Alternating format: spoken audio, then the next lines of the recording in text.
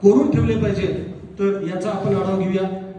कोणी मला सांगेल की एक 5 लोक यशस्वी लोकांची नावं, यशस्वी जे आतापर्यंत जे कोण झाले ते 5 यशस्वी लोकांची कोण नावं सांगेल मला? एक सांगितलं तरी चालेल प्रत्येकाने. उभा राहून सांगा किंवा बसून सांगितलं तरी चालेल.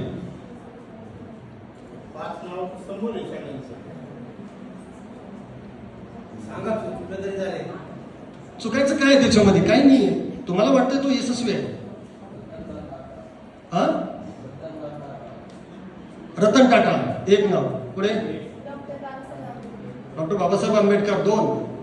अजून अब्दुल कलाम. नेक्स्ट इंदिरा गांधी. अजून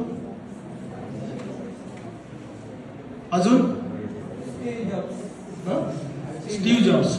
अशी कितीतरी नावं तुम्हाला मनामध्ये येतील, कितीतरी नावं तुमच्या डोळ्यासमोर येतील, तुम्ही मनामधून सांगू शकणार नाही. किंवा जरी सांगितली तरी सुद्धा लक्षात घ्या, मी हे नाव कशासाठी विचारले तुम्हाला. आपण एखादं व्यक्तिमत्व ज्या वेळेस नावारूपाने येतं, यशस्वी होतं म्हणजे काय होतं हे बघणार आहोत आपण. त्यांच्याकडे कोणते पैलू होते ज्यांच्या पैलूने त्यांना इतकं मोठं यश मिळवून दिलं.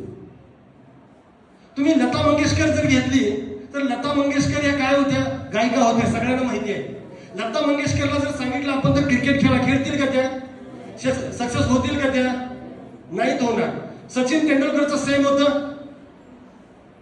किंवा पीटी उषा जर आपण घेतली तर पीटी उषाला सुद्धा सेम होतं.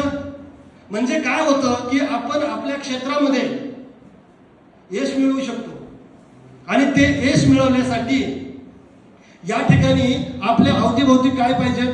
जांबुवंत पाहिजे. आपण सगळेजण कोण आहोत? हनुमंत. हे लक्षात घ्या.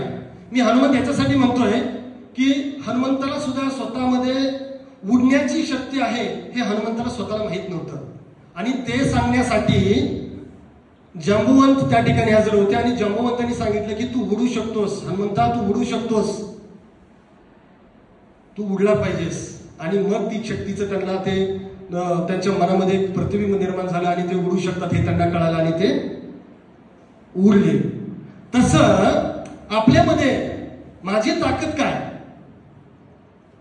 माझं बलस्थान काय, माझी शक्ती काय, माझ्याकडे कोणता गुण आहे की जो गुण मला उंच भरारीवरती घेऊन जाऊ शकतो, कोणता गुण आहे की मला यश मिळवून देऊ शकतो. मित्रांनो, हेच तर पहिलं त्याचं मूळ कारण आहे जे आपल्याला खूप वर्ष समजत नाही. आणि हीच मानसिकता आपल्याला तयार करायची आहे. यश मिळवण्यासाठी बाकी दुसरं तिसरं काय नाही तर आपले जे छंद आहेत, आपल्यामध्ये असणारी स्ट्रेंथ, हीच स्ट्रेंथ आपल्याला ओळखायची आहे.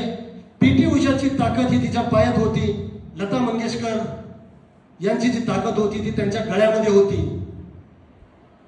म्हणून आपण काय करायला पाहिजे की आपल्याकडे सर्वोत्कृष्ट असा गुण कोणता आहे ती आपली शक्ती बनवायची असते. खूप वेळा आपल्याला एखादी गोष्ट खूप करावीशी वाटते पण ती होत नाही आपल्याकडून. आपल्यामध्ये का होत नाही तर तो कॉन्फिडन्स नसतो, तो आत्मविश्वास नसतो. ही आत्मविश्वास येतो कुठून?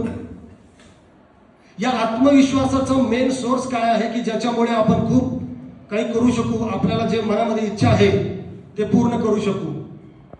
मित्रांनो, हा आत्मविश्वास आपल्या स्वतःलाच